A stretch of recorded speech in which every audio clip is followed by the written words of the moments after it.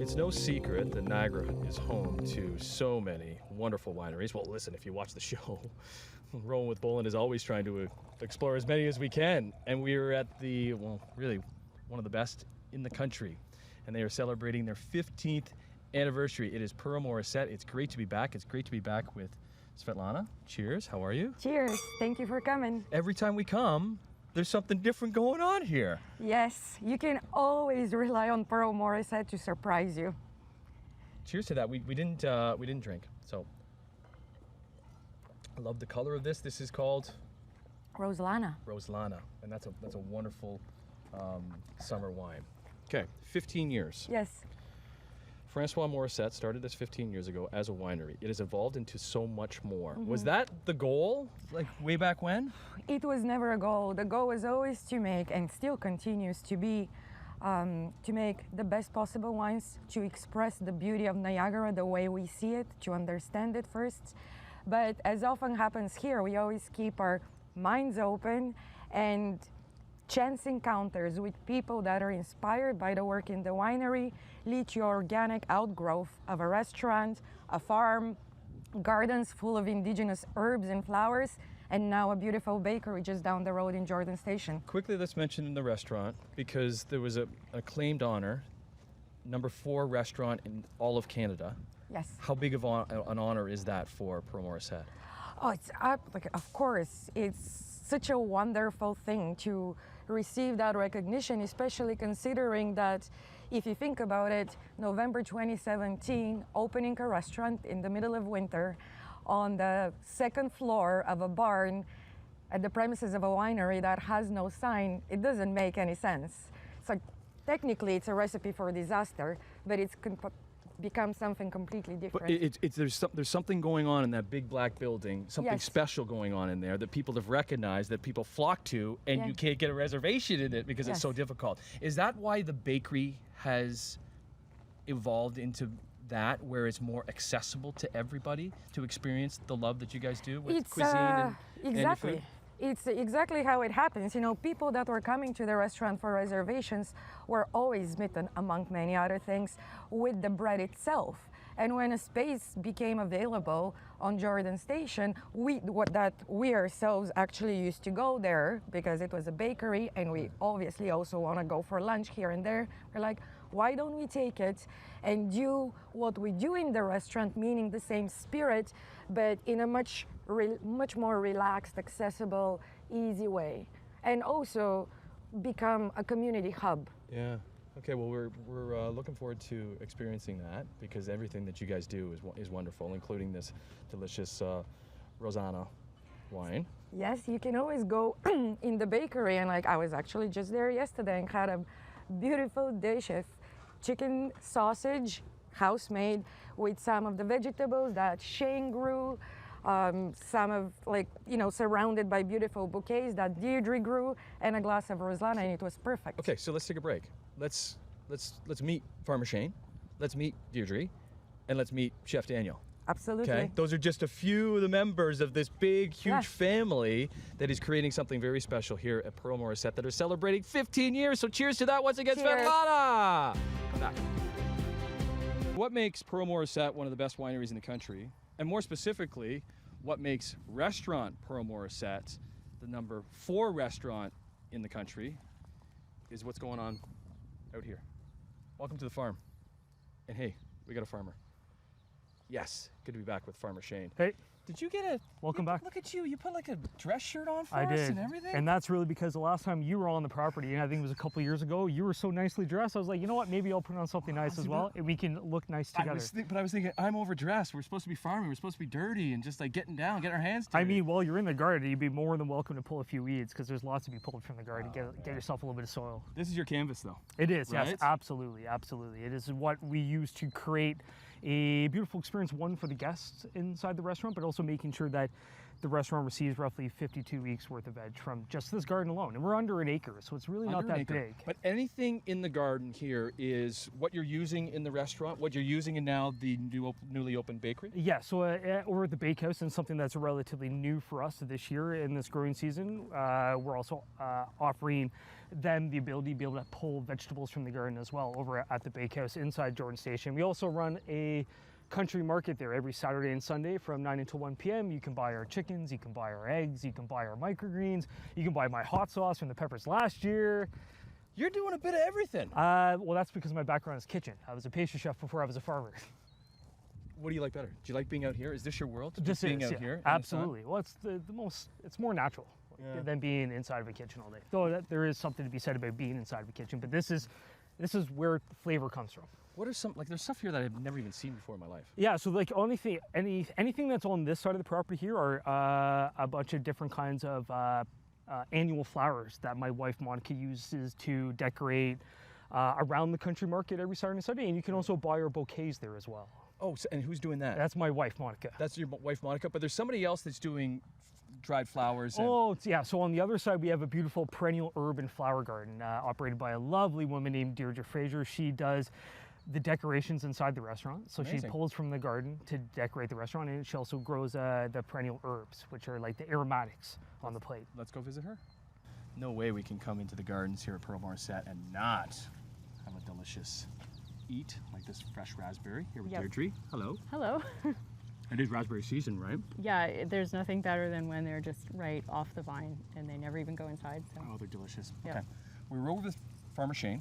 We're in the other area of the compound. yeah. What goes on in here?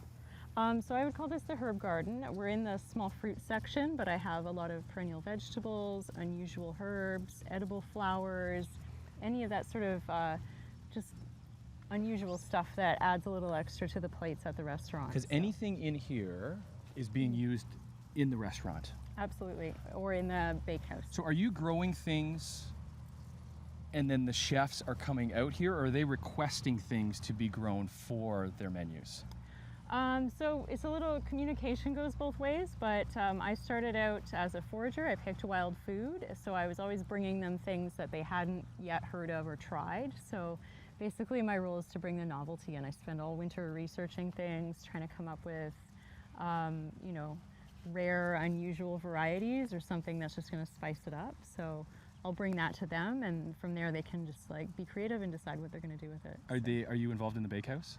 Growing Yeah, things for I the do bakehouse? also like provide over there, so it's sort of going both ways now. Amazing. And we put away a lot of it for the winter too. So Cool. Yeah. Well, that's exciting because that's where we're going next. RPM Bakehouse. Yep. That's what it's called? Yep. Okay, it is now open, and we will explore that world when we come back.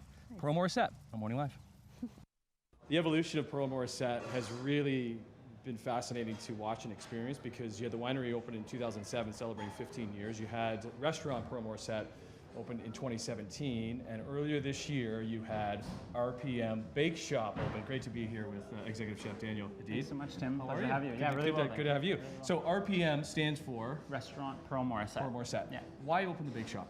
Well, we had started working with grains. We had hired on a bread baker, Anthony Vieira, and we had started sort of digging a little deeper into the world of grains in Canada, an area that produces a huge amount of grains for the world and yet doesn't really consume a whole lot of it. It seemed a bit funny for us. We were having trouble with access to great grain.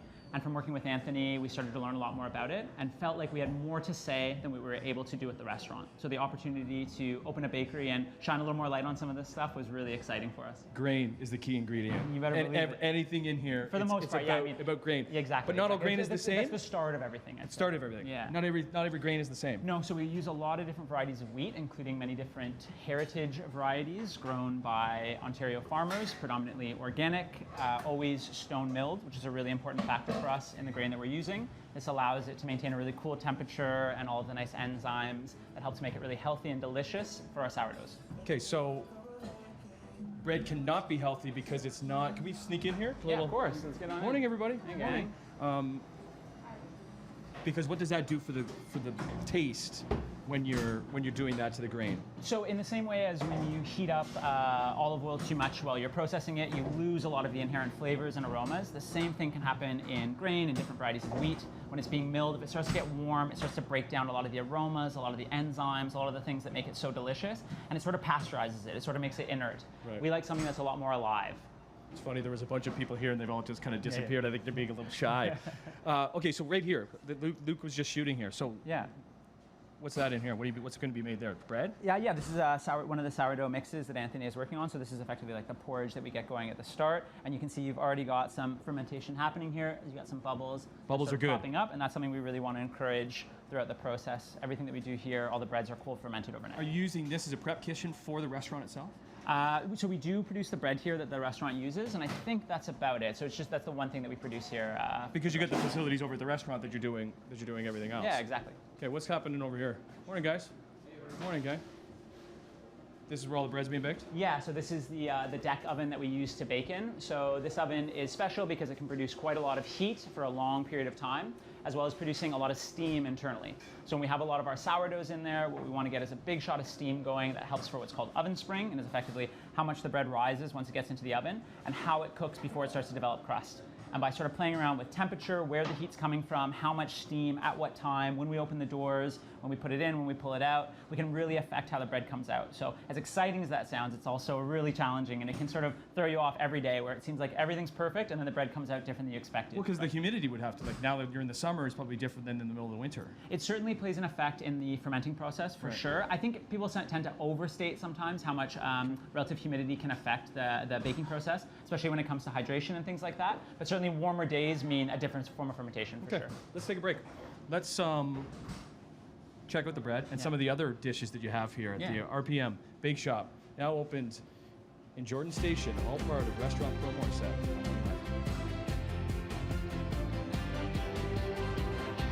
Well, what a delicious morning it's been with Pearl Morissette, who are always evolving and creating, and started with the winery that's celebrating 15 years, moved into the restaurant Pearl Morissette's, and now it's the RPM Bakehouse in Jordan Station. Great to be back with executive chef, owner, Thanks so much, Daniel.